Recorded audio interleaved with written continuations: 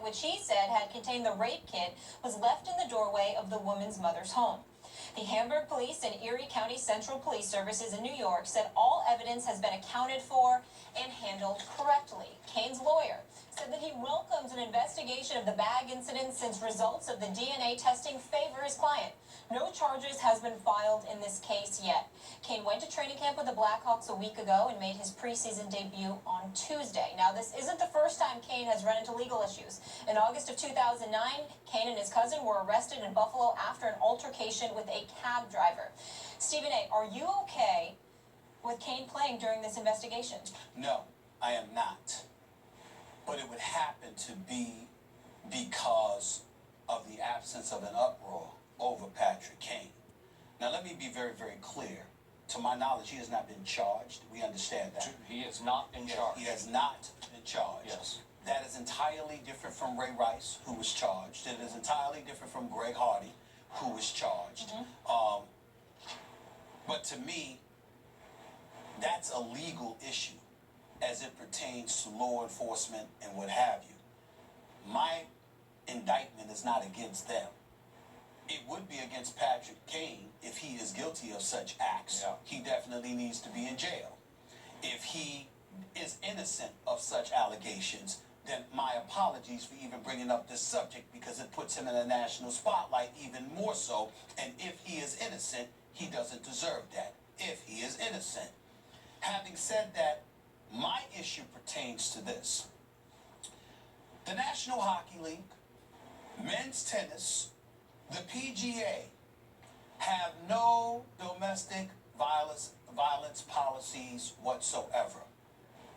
But everybody was up in arms when Ray Rice and Greg Hardy went down. Major League Baseball, which was sparked by the whole Ray Rice fiasco, suddenly implemented its own domestic violence policy. But according to numerous reports, numerous major leaguers over the years have been accused of or charged with domestic violence.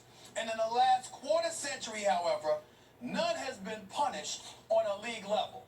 So let's add Major League Baseball to that list. Okay. Yeah. Major League Baseball, even though they have a policy, okay, didn't have one. No league level, ramifications came down on players or managers, by the way, okay, because Bobby Cox, formerly of the Atlanta Braves, certainly had his issues.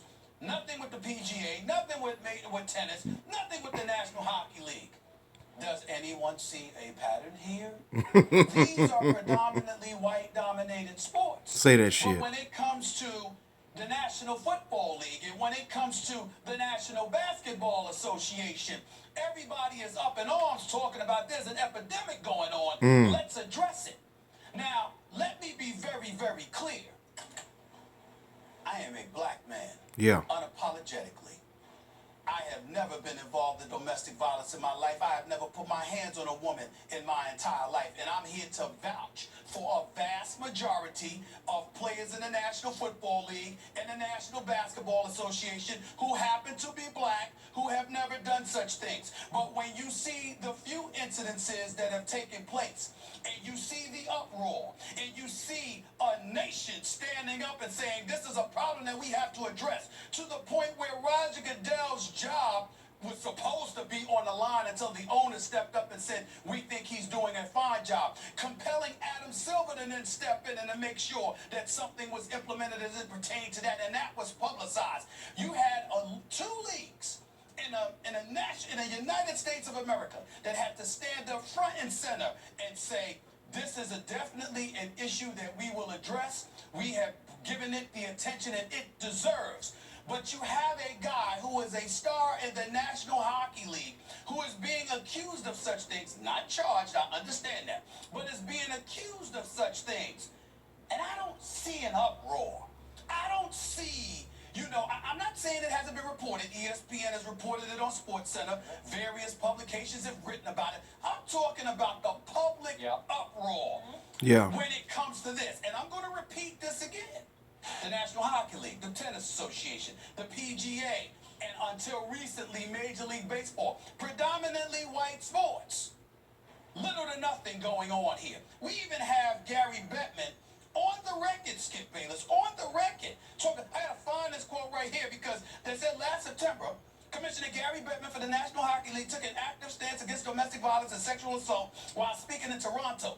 In the months since, he has expressed no interest in negotiating a domestic violence policy and a sexual assault policy with the NHL Players Association. And then the last paragraph of this article that I'm reading talks about Bettman has assured fans in the media that no new policy is needed because, quote, our players know what is right and wrong. That's his statement, and he gets away with this. What are we trying to say here? When people look around and they see a bunch of black men who have a problem with the society that we live in, when they see a bunch of black men say that who are shit, boy, talking about and alluding to the prevalence of racism, these are the kind of things that give those thoughts credence, because we're seeing stuff that's implemented disproportionately, and that's the problem. If this is good for the National Football League and it's good for the NBA, and black players are being labeled with insinuations and beyond because of the actions of a few, how did Major League Baseball get away with this all of these years? How are we not talking more about Patrick Kane? How is it that the National Hockey League, the Players Association, the Tennis Association, and the PGA have no policy whatsoever? And then you wonder why black folks get upset and they say, oh my Lord, maybe racism is still alive and well? Think about it. That's all I gotta say. shit. Wow. Well, I say